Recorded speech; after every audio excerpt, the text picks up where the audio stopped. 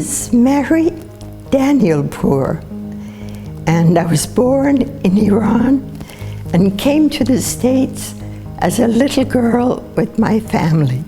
I got involved in sculpture. I was about 18 when I went to Italy and just absolutely fell in love with sculpture.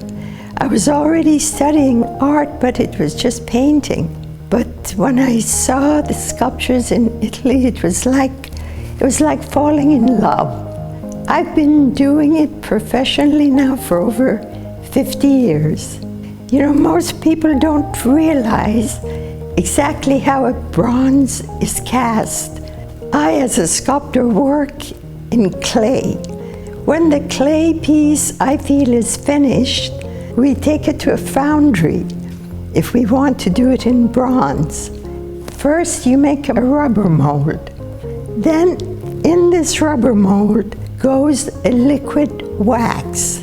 When the wax cools off, comes out, let's say it's a portrait bust, comes out, we clean it up, and a second mold has to be put over the wax, which is a one-piece mold.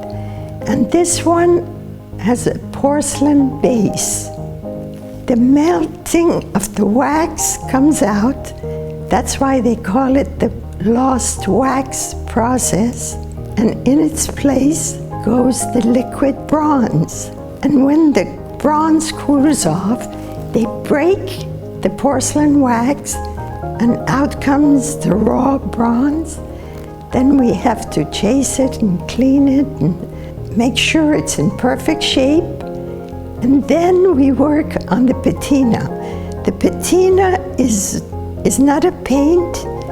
It's used with chemicals and a torch. Each chemical makes a different color. And that's how it's done. It's so amazing. Sometimes a small piece can happen in a week. Sometimes it'll take a month. A portrait bust, the person will sit for 3 to 4 sittings of about an hour and a half. So they can talk, they can be doing their work at their desk, and it's the best way for me because I really can capture their personality. And then after the clay is done, of course, it takes about 6 weeks for the casting process.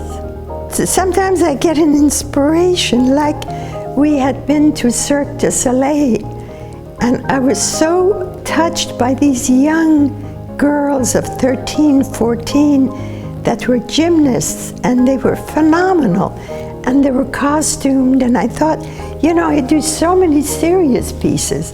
Why don't I do something fun? And that's when we did the Cirque series. Other times, I may have a dream about something, and I'll wake up and jot it down and start working on it. One of my favorites is Liberation, and that was done quite a few years ago when the Persian Revolution first happened and all the women were put back in their veils. I had done a series of veiled women, and that series was sold out. And this piece is called Liberation, where she has shed the chador, which is the veil.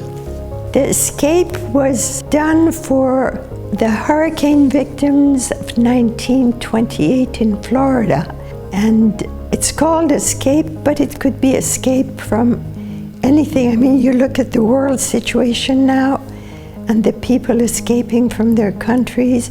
And that piece just took me 1 week to do, and it's probably my masterpiece. There's dawn and dusk. Dawn, of course, represents the beginning of a day, hopefully a wonderful day. And dusk is the end of the day when you're tired and weary. That's the opposite.